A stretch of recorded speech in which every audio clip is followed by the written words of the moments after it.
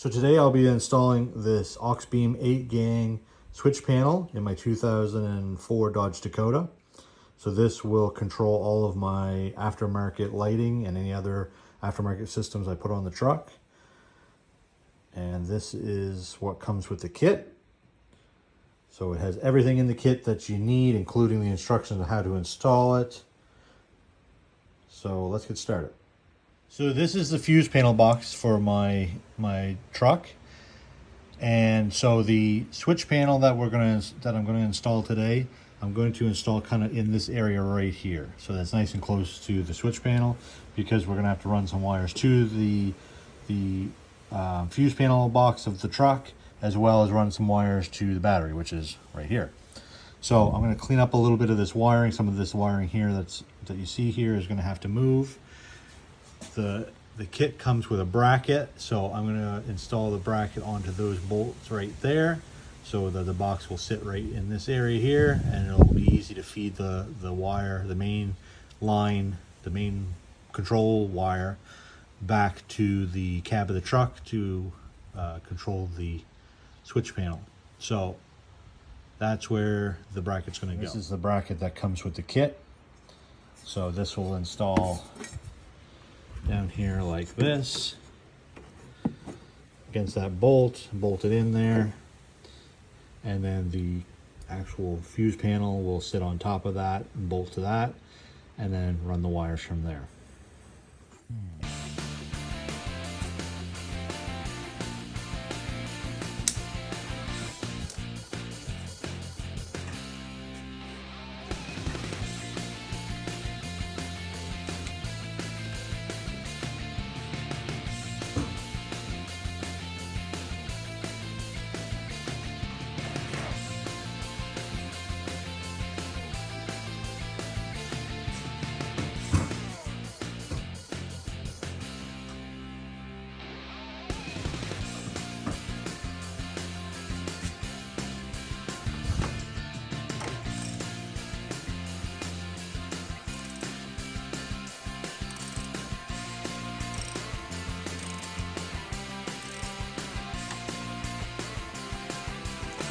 So the holes that are supplied in the bracket to hold the fuse panel won't actually fit in the bolt that I'm trying to put it into.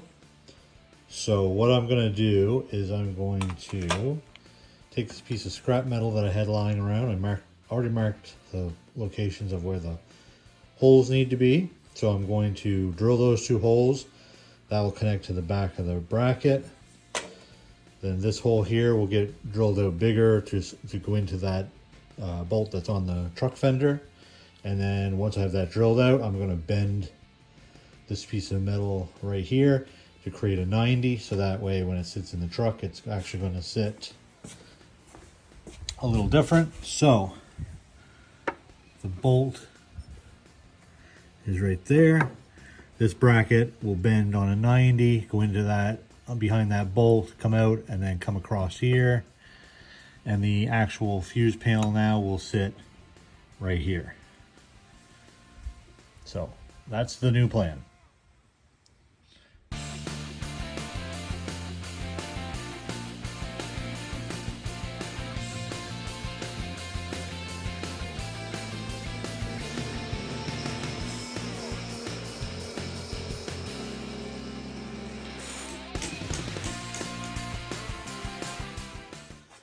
Okay, so this is the bracket that I just made. So I have two holes there. That'll hold this bracket here. So it'll sit kind of like, it'll sit like that. So I'll put those two bolts in there. And this one will go into the fender bolt. And it'll essentially take it from being from this bracket from being straight on with the fender bolt to kicking it out 90 degrees from that bolt. So we got a little more room to play with. So it actually is going to make a better job in the long run. Okay, so now I'm going to just take and clean this bracket up a little bit, and we'll give this a shot of paint and get it put in place. Get this bolted up. Okay, so we got that bracket that I bent there and painted. And if you want to see how I do my painting, check out my video when I do the ditch lights. I do a full thing on how I like to prep and paint my brackets, so you can check out that video. But yeah, so we got that installed onto the bracket for the fuse panel. So it's bracket, fuse panel, and then that's going to go into that bolt that I showed you in on the fender, and that'll hold it in place. Okay, so I had to make another bracket here. I'm just in the process of cleaning this up a little bit. I got it all cut to size, all the holes drilled where they need to be. So this bracket is going to hold this fuse, this big fuse. So this is what takes the power from the battery on the positive side and runs it to the new fuse panel box. So this 60 amp fuse, and then it resets like that. So that's gonna bolt those bolt holes there. That's gonna bolt onto that like so. And then that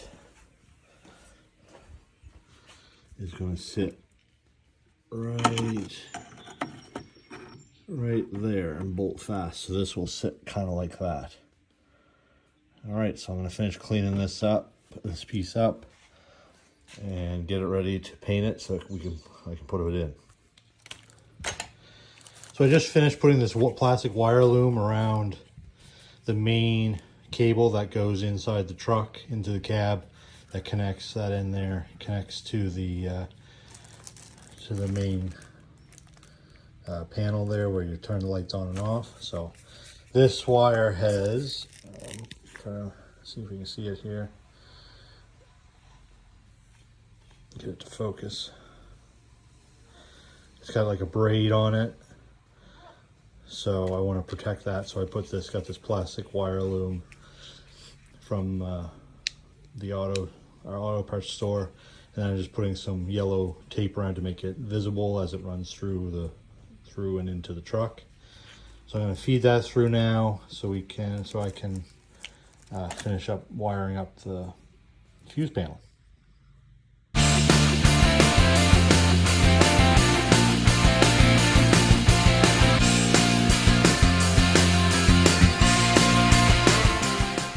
So a little trick I had to run wires through, especially with, there's grease and undercoating on your vehicle like mine does, is I just took some household saran wrap and wrapped it around the end of this wire here and down over the plastic loom. So that way when I shoved it through between in here, then it doesn't get it all full of crap. So this here, that end there, the wire loom is going to end off and it's going to go through that grommet, and then feed into the truck, and then I'll route it through from there. So yeah, thought I'd show that little tip, little saran wrap, keep everything nice and clean. All right, so this is it. It is installed. The new fuse panel, control panel is installed. So this is the bracket that I built.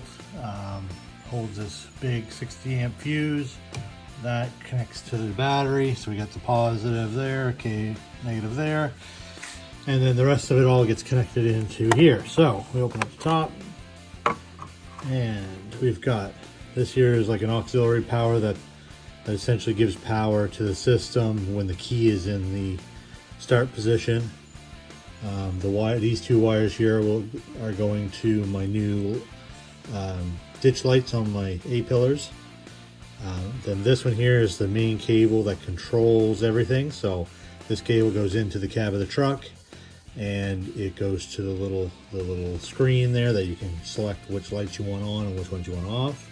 And of course we got the positive and negative lines there. Pretty simple to install. It's just a matter of running your wires and trying to keep them somewhat neat.